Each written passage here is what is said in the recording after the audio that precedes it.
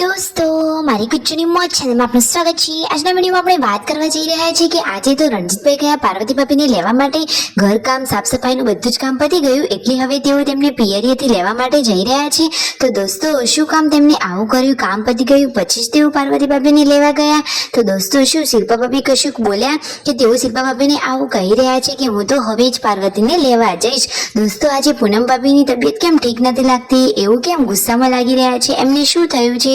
અને દોસ્તો, આજે દિવ્યાંશ તો કેમ રીસાયો અને આટલું બધું રડવા લાગ્યો? બધી જ બચ્ચા પાર્ટી આજે ક્યાં ચાલી? આ બધી જ માહિતી મળશે તમને આપણા આ વિડીયોમાં।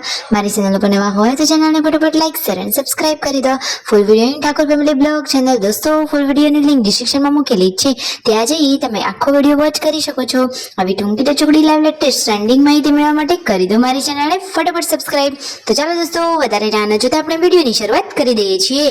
તો દોસ્તો, તમે વિડીયોમાં લાઈવ નિહાળી રહ્યા છો કે જુઓ, આજે તો રણજીતભાઈ બધી જ બચ્ચા પાર્ટીને લઈને જઈ રહ્યા છે કનવાડા, એટલે કે તેમના સાસરીએ।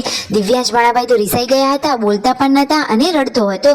અચાનક એને શું થયું હતું? એ તો કહે છે કે મિતાંશને લેવા માટે હું અને મામા બંને એકલા જ જઈએ, બીજું કોઈ નહીં। પછી માંડ મામાએ તેને મનાવ્યો અને તેને જે કોલ્ડ ડ્રિંક પીવું હતું એ લઈ આપ્યું, બચ્ચા પાર્ટીની પણ કોલ્ડ ડ્રિંક લઈ આપ્યું। પછી બધા શાંત થયા અને અહીંયા કાજલબેની બા, પૂનમ ભાભી બધા જ લોકો બપોરે જમી કરી અને વાતોચીતો કરી રહ્યા છે તેમના મમ્મીની દવાની કે હમણાંથી ટાઈમસર દવા અપાતી નથી। બચ્ચા પાર્ટી તો હવે પહોંચી ગયા છે ગનવાડા। મિતાંશને જોઈને તો બધા જ ખુશ। જેન્સીએ તો જો મિતાંશને કેવો તેડી લીધો છે!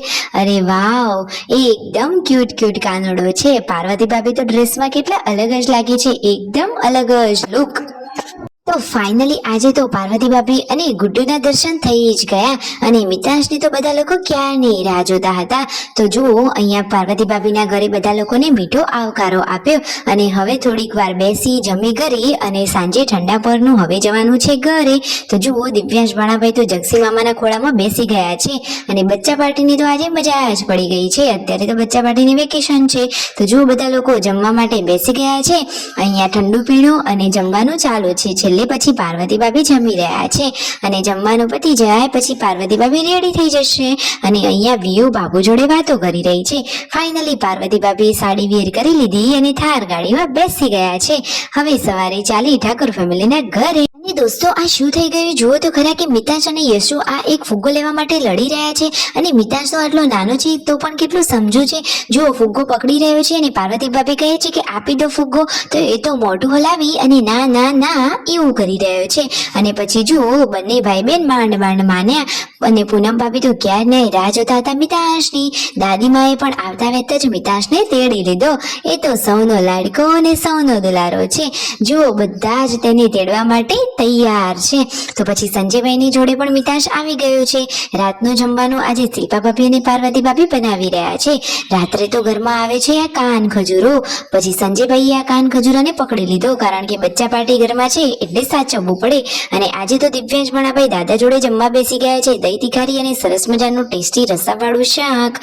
પછી આ રીતે જમણવાર કરી આખો ફેમિલી જેમ કામ પતે એમ જમવા માટે બેસી ગયા। આખો દિવસ સરસ ગયો। તો કરી દો ફટોફટ સબસ્ક્રાઇબ।